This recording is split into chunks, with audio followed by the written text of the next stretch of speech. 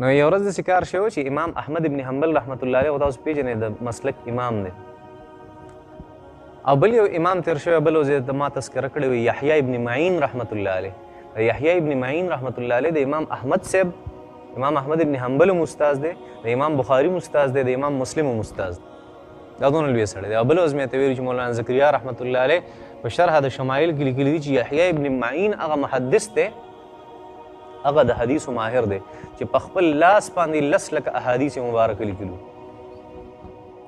نو یو ورځ دا یحیی ابن معین دا استاد او امام احمد ابن حنبل رحمت الله علیه د شاګرد او دا هم عصر مو د یو زماني عالمانو نو دوی چېرته مسجد رصافه ته تللي ولته په هغې مازدیګر مونځ یې کوو په هغې کې په مانځه باندې ولاړو که نه چېرته جمع ترې وشوه په مونځ باندې ولاړو نو یو سړی په هغې کې ودرېدو لکه دلته زموږ د جوماتونو کې داسې کېږي چې کله د مازدیګر مونځ وشي که نه نو بس یو فضایل اعمال یو سړی راوالي او بیا خلک ورته کښېني چا نه مونځ شوي هغه یو سایډون ته ولاړ خپل مونځ کوي مسافر یې چېرته که نه نو هغلته خپل مونځ کوي چېرته خو دې ته هم غوږ دلی چې دا سړی ولاړ دی دغلته دی څه وایي داسې امام احمد رحمت الله علیه یحیی ابن معین رحمت الله علیه دی په مانځه باندې ودرېد غټ غټ محدثین دي امامان دي نو هغه سړی د مانځه نه پس پاسېدو او یو 110 صفحې ورسره په لاس کې وي 110 صفحې او حدیث یې بیانول اوس هغې مونځ وکړو یحیی ابن معین او احمد ابن حنبل صاحب راغی چې یاره دا سړی څوک ښه خبره کوي نو راشه کښېنه ورسره که څه مونږ له نه راځي هغه به هم تی زده کړو انسان دی که نه هر شی خو د په علم کې نه امام احمد رحمت الله علیه او امام یحیی ابن معین رحمت الله علیه هغه رالی ایسته ورسره مجلس کې کښېناست اوس دا سړی حدیث وایي حدیث څه وایي حدیث وایي حدثني یحیی ابن معین و احمد ابن حنبل وایي ما ته یحیی ابن معین او احمد ابن حنبل حدیث بیان کړی او بیا څه وایي قال حدثني عبد الرزاق عن معمر عن قتادة عن انس بن مالك رضي الله تعالى عنه قال قال رسول الله صلى الله عليه وسلم من قال لا اله الا الله خلق الله من كل كلمة منها طيرا منقاره من ذهب وريشه من مرجان او یو د 20 صفو یو حدیث وی چې ماته دا حدیث بیان کړی یحیی ابن معین او دغه شان احمد بن حنبل هم راته بیان کړی او قال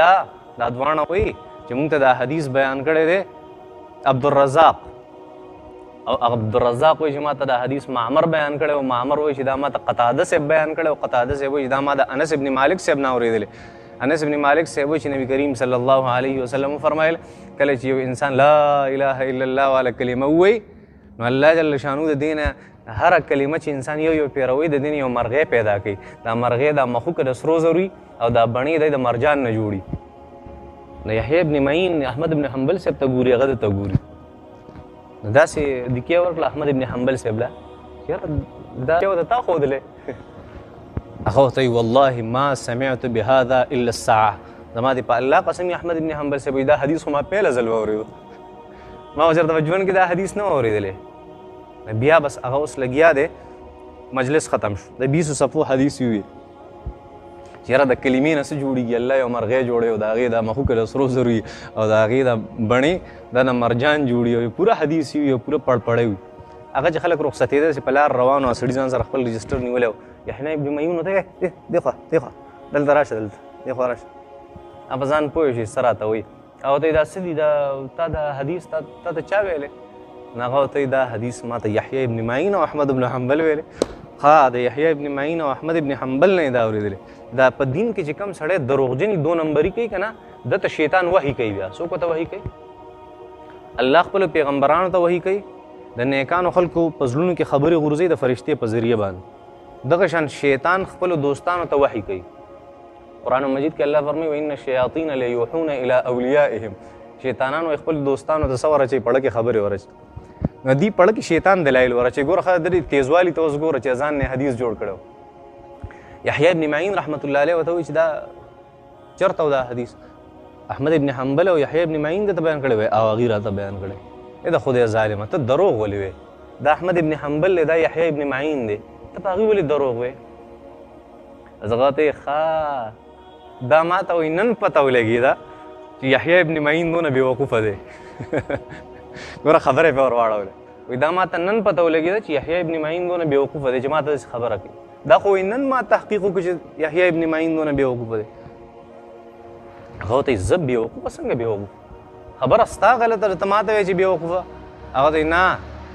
وایي ګوره وایي ستا عقل دومره کار نه کوي. په دنیا کې ما دا حدیث نه دی، دا حدیث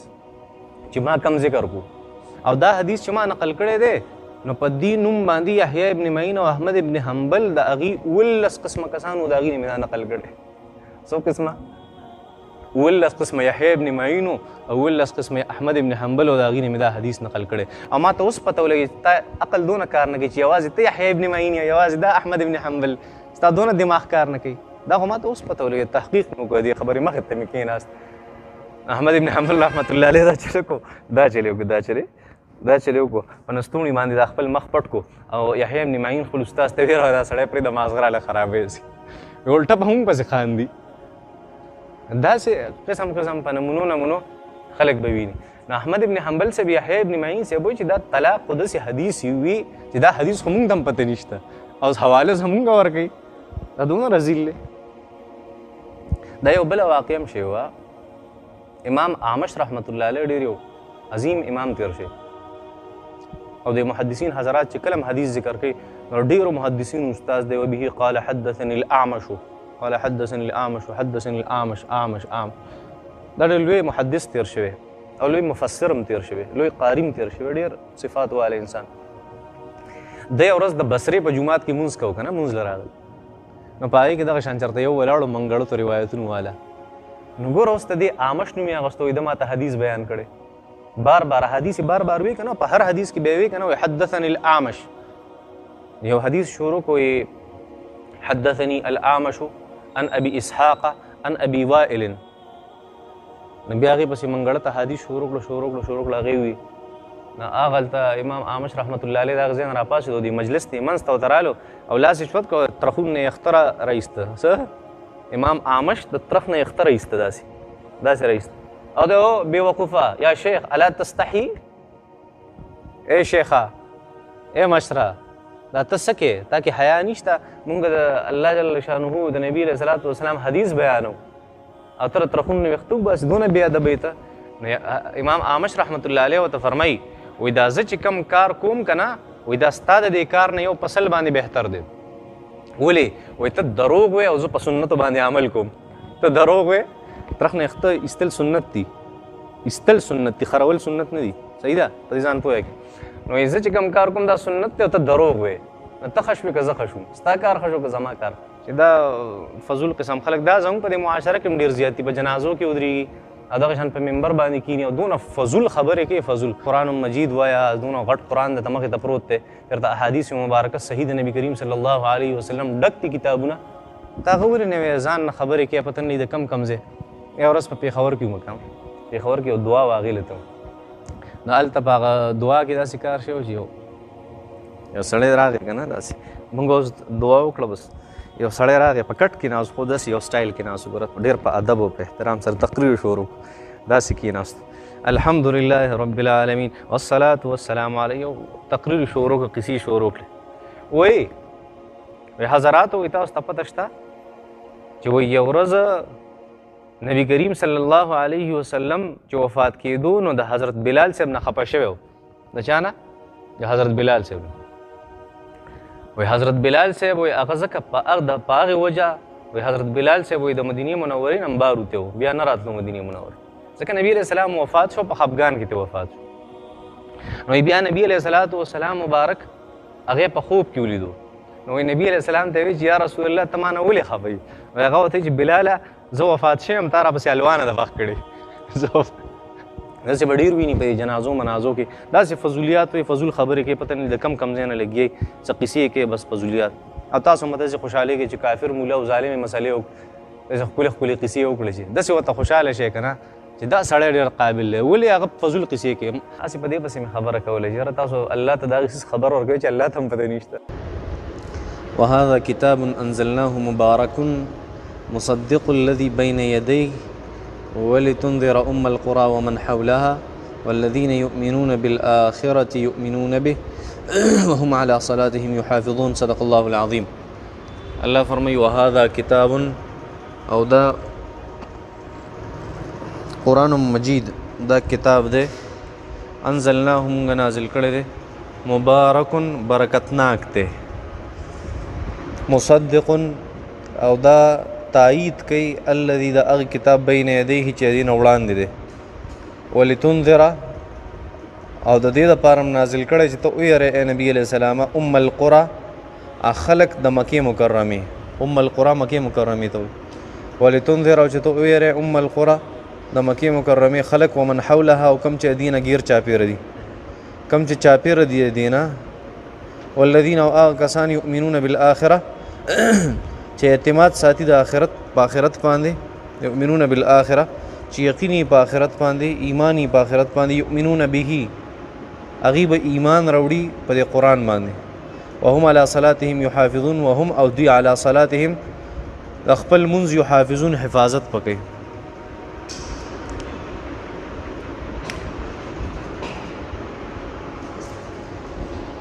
دینه مخکې آیت مبارکه کې الله جل شانه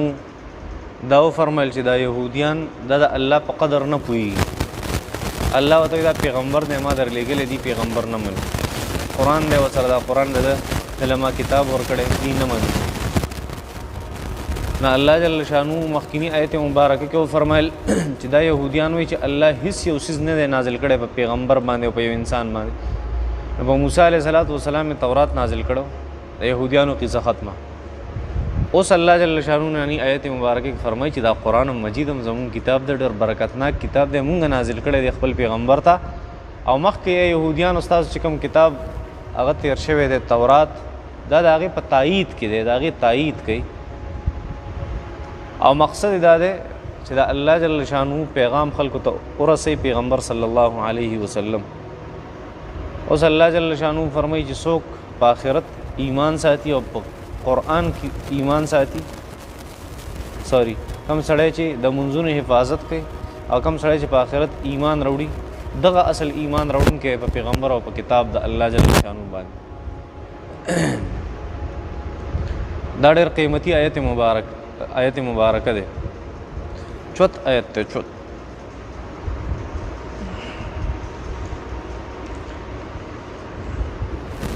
وهذا کتاب دا مخکې ته چې د پروت دی الله جل شانه فرمایي دام دا الله کتاب وهذا کتاب او دا مخکې ته چې کوم کتاب دی دا کتاب دی انزلناه مونږ نازل کړی الله فرمایي دا پکې یو صفت شوی دی کتاب دا کتاب چې مخکې ته ستا پروت دی قرآن مجید دا د الله د طرف نه نازل شوی کتاب دی دویم صفت دی مبارکن دی خو چې الله جل شانه چاته هم هېڅ نه دي نازل کړي نه الله فرمایي چې نن مونږ نازل کړی دی بیا څه وایي مبارکن او دا برکتناک دی دا کتاب څه دی برکتناک څه ته وایي برکتناک دا لفظ مونږ ډېر اورېدلی که نه دا برکت واله دی دا برکتناک دی پته ته شته دا څه ته وایي برکت څه ته وایي دا یو مسله ده په دې کې هم لږه خبره کوو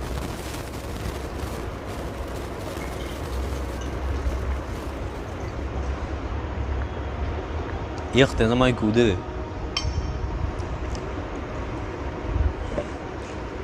دا قرآن مجید برکتناک دی برکت والا هغه څیز ته وایي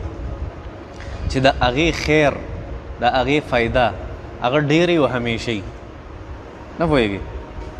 د کوم یو څیز چې فایده ډېرې او همیشهی دې ته څه وایي برکتناک ورته وایي نه پوه شوې په دې خبره ډېر خیر ته چې هغه همیشهی دې ته برکت وایي ډېر خیر ته ډېر فایدې ته چې هغه همیشهی دې ته برکت وایي اوس هم ګران دی که آسان فایدې ته دې ګوره چې کومه فایده همیشه وه نو دا به صحیح دا به برکت وي ښه صحیح ده نو هذا کتاب انزلنا دا قرآن مونږ نازل کړی دی مبارکن دا برکتناک کتاب دی ډېره فایدې ده او امام راضي وایي زه په زندګۍ کې وایي سم نه یم متاثره کړی ما سره د علومو ډېرې خزانې دي هغه علوم چې هغه نقلي دي زه په هغې هم د ټولو خلکو نه زیات پوهېږم او هغه چې عقلي دي په هغې هم د ټولو نه زیات پوهېږم خو که ما په یو علم کې فایده لیدلې ده د دنیا او د آخرت فایده مې پکې لیدلې ده په کم علم کې او ما پکې ټول خیر لیدلې ده او د ټول نه زیاته فایده چې ما په کوم علم کې لیدلې هغه د قرآن مجید علم. الله جل شانه فرمایي چې مبارکن د دې فایده هغه ډېره زیاته ده او همیشه د برکت والی کتاب دی. مصدق الذي بین یدیه دا د قرآن مجید دریم صفت دی. څه دی؟ دریم صفت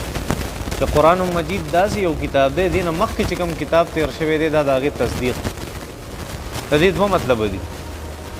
یا خو الله جل شانو هر یو کتاب یادوي چې کوم مخکې تیر شوی خیال هم دی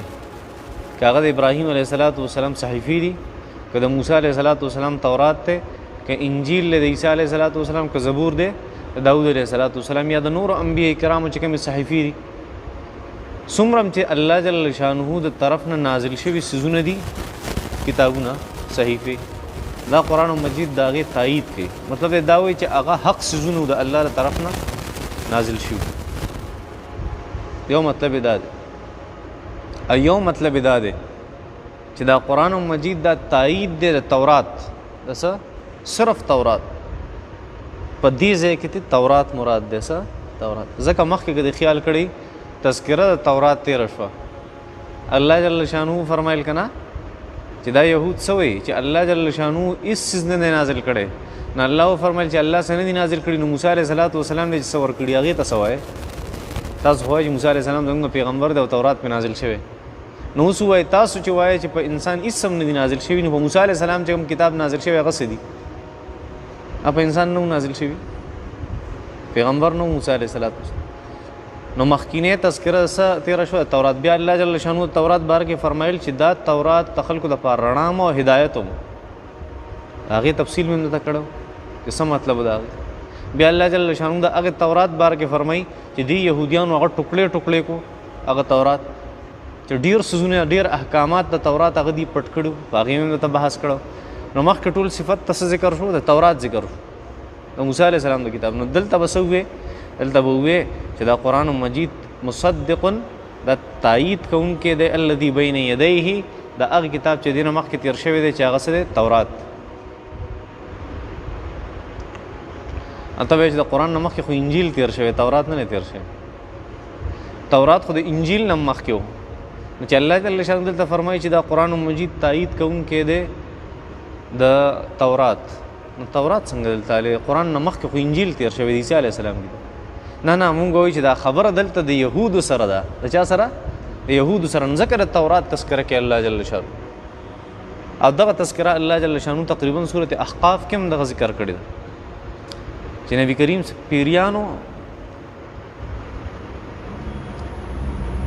پیریانو وی که نه چې مونږ به نور کله اسمان ته ختو او د اسمان نه مم پټې پټې خبرې هغه اورېدې چې الله به فرشتو ته څه حواله کول چې داسې داسې وکړې نو هغه به م راپټولې او دلته چې کم نجومیان ناسو په دنیا کې هغې ته به م وې یو خبره به مو ته رښتیا وکړه پیریانو وې او نورې خبرې هغه به دروغ وې سلو کې به یو خبر رښتیا و نورې به دروغ خلکو په نجومیانو باندې ډېر اعتماد و په پیریانو هم ډېر اعتماد و چې دا عالم الغیب دي په نجومیانو هم اعتماد و په عاملانو هم اعتماد و چې دا عالم الغیب او چې کله جناب محمد رسول الله صلی الله علیه وسلم د هغه د نبوت هغه ظهور شو ظاهر شو په دنیا کې بیا پیریان بره نه شو خطی ځکه فاتبعه شهاب مبین فاتبعه شهاب ثاقب د بره نه الله جل شانو په یو شغله باندې ولي او یې کڼ کپر کی یې زخمی کی او یې تباہ و برباد کی پیریان بره نه شو خطی دی دا وی چې مخکې مونږ خطی شو اوس نه شو خطی دا اوس معلوماتو کې چې هغه آخري پیغمبر خو چېرته نه دی راغلی هغه چې وکته نبي علیه السلام یو ځای کې ولاړ تلاوت کوي الله جل شانو سورة احقاف کې تقریبا د هغې واقع ذکر کړی و اذ صرفنا الیک نفرا من الجن یستمعون القرآن فلما حضروه قالوا انصتوا کله چې هغه وفد د پیریانو راغی او قرآن مجید یې واورېدو یو بل ته یې غلی شي دا یو څو پیریانو راغلي و تقریبا بعض روایتونو کې راځي چې 12 دانې وي دا پیریان 12 کسان دا پیریان راغلي و بیا د نبی کریم صلی الله علیه وسلم په لاس بیعت وکړل ته او لاړ خپل قوم ته بیا نصیحت کو او قرآن مجید کې په صورت احقاف کې تقریبا ذکر چې ذکر یې کو خپل پیریانو ته چې یو کتاب الله جل شانو نازل کړی نبی علیه السلام ته الذي انزل من بعد موسی هغه کتاب چې د موسی علیه السلام نه پس نازل شوی دی په دغه پیغمبر باندې نبی علیه الصلاۃ والسلام د موسی علیه السلام نه پس کتاب نازل شوی او د عیسی علیه السلام نه پس عیسی علیه السلام نه پس دا یې ولې وی چې موسی علیه السلام نه پس په پیغمبر باندې اخیری کتاب نازل شوی ځکه دا پیریان چې د موسی علیه السلام امتو د چا امتو موسی ځکه خپل پیغمبر یادو خپل کتاب تورات یادو نو دلته الله جل شانه چې وی چې مصدق الذي بين يدي دا قرآن مجید دا تایید کې د تورات ځکه مخکې د تورات تذکره تېره شوه د موسی علیه السلام او دا خبر دا چا سره دا د یهودو سره ده چې تاسو خو د سره قرآن مجید منئ نه خو دا ما نازل کړی دی برکت والا کتاب دی او تایید کې دا کتاب چې کوم تاسو سره دی تورات نوز دا دریم صفت چې کوم دی د قرآن مجید چې دا تایید کې د تورات یا ابل تفسیر چې کوم لومبی مې تو چې د مخکینی کتابونو تایید کوي دوانو تفسیرونه راواله یو خبره ته جوړه کړه چې دا د هغې تایید کې څنګه تایید کوي په اصولو کې خو تایید کوي په څه کې اصول کوم چې عقیده د آدم علیه السلام نه د جناب محمد رسول الله صلوات الله وسلامه علیه د تمام انبیاء کرام علیهم الصلاۃ والتسلیمات دا ټولو انبیاء کرام عقیده ټوله یو شان دی عقیده نه ده بدله شوې دا اوس صحیح ده نو موږ خو به وایو چې قرآن مجید د هغې عقیدې تایید کوي خو آیا په احکاماتو کې او په مسایلو کې هم تایید کوي کوم چې مسایل دي مسایل خو د هغې مختلف او زموږ مختلف نو په هغې کې خو تایید نه کوي نه الله جل شانو څنګه وایي چې دا قرآن تایید دی د هغې په عقیده کې خو کوي خو په مسایلو کې نه کوي نو څنګه دا تایید کوي قرآن مجید نه که نه هلته په هغې کتابونو کې دا تذکره شوې وه واقع ده په هغې کتابونو کې دا تذکره شوې وه په تورات کې په انجیل کې په زبور کې په صحایفو کې چې دا شریعتونه چې کوم دي دا مسایل دا به د اخري پیغمبره پوری کله چې اخري پیغمبر راشي نو دا ټول به کینسلډ منسوخ بشي څه بشي منسوخ و چې قرآن راغی منسوخ کړه که نه قرآن د هغې مطابق شو که مخالف شو مطابق شو قرآن مجید هلته په هغې صحیفو کې چې څه په هغې کتابونو کې څه هغه دلته هم دي دا قرآن مجید څه کوي هغه سه منسوخ کړه او په هغې کتابونو کې مو چې اخري پیغمبر مونږ کتاب ورکړو هغه به ټول کتابونه منسوخ بس ټیک شو مصدق الذي بين يديه دا قرآن مجید دا تایید کوونکی د هغه کتاب چې دی نه مخکې کوم کتاب دی تورات یا مخکینی کتابونه دا خو درې صفتونه شو د قرآن مجید اوس مقصد د قرآن مجید ذکر کوي څه ذکر کوي چې مونږ د پیغمبر صلی الله علیه وسلم ته دا قرآن د څه دپاره ورکړی ولتنذر ام القرى ومن حولها د پیغمبر دوه ډیوټیانې دي دې لحاظ سره چې پیغمبر ته الله قرآن ورکړی ډېرې ډیوټیانې د پیغمبر صلی الله علیه وسلم او چې کوم بیسیکلی بنیادي طور باندې نبی کریم صلی الله علیه وسلم ته چې قرآن نازل شوی دی نو دوه ډیوټې دي د پیغمبر صلی الله علیه وسلم یو دا چې د قرآن مجید په ذریعه سره یو دا چې د قرآن مجید په ذریعه سره کم د مکې مکرمې خلق دي دې ته دعوت ورکي او کم چې دین بار خلق تی هغې ته دعوت ورکړي په اسانو الفاظو کې نبی علیه الصلاۃ والسلام دوه قسمه دعوتونه دي یو عام دعوت دی یو خاص دعوت دی نو خاص دعوت د مکې د خلکو دپاره دی او عام دعوت د ټولې دنیا د مخلوقاتو دپاره دی د ثقلینو د ساري د انسانانو او پیریانو دپاره کوم چې دوه قسمه مخلوقات دي دا عام دعوت او خاص دعوت نبی کریم صلی الله علیه وسلم ذکر کوي نبی علیه الصلاۃ والسلام قرآن دې لپاره نازل کړی ولتنذر چې ته ویرې ام القرى یعنی اهل ام القرى کم د دغې اصل کلی خلک چې دي چې هغه ویرې کومه کلی یادې مکه مکرمه ومن حولها کم چې دي نه ګیر چاپېره دي یعنی دنیا ګوټ ګوټ ته پیغام ورسوي عام دعوت او دا ړومبې خاص دعوت ام القرى دا د مکې مکرمې نوم دی اوس هم په مکه مکرمه کې یونیورسټي د هغې ته ام القرى وایي ډېره بهتره امامان چې څومره دي تقریبا دا ټول د هغې نه فارغ دي د هغې یونیورسټۍ نه د ام القرى نه نو ام القرى د مکې مکرمې نوم دی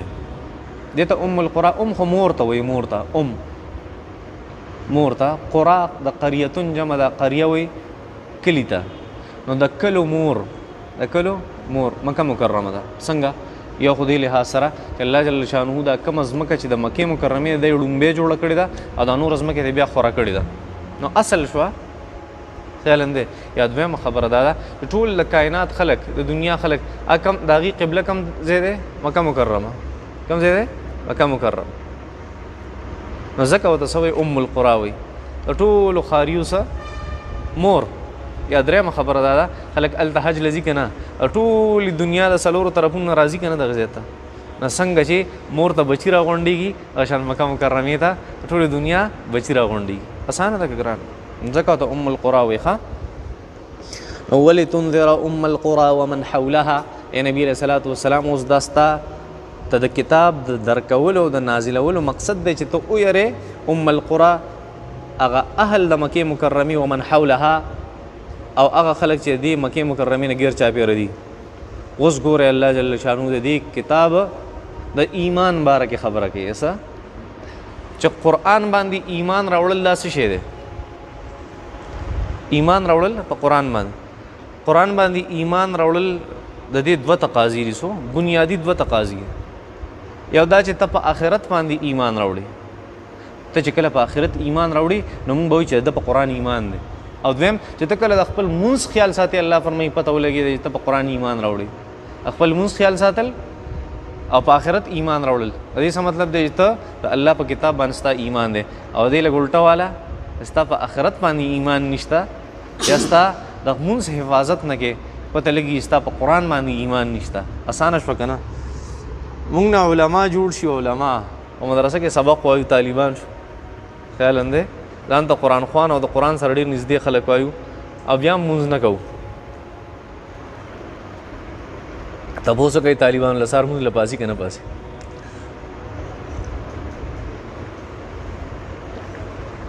سهار مونځ له څونه خلک پاسي خیال هم دی خبره. الله جل شانو فرمایي چې ایمان راوړل په کتاب الله باندې په قرآن مجید باندې دا تقاضا د دوه بنیادی خبرو کوي. یو دا چې ستا په آخرت ایمانی چې په آخرت ایمان مونږ به پوه شو ستا په څه ایمان دی په کتاب دی ایمان دی.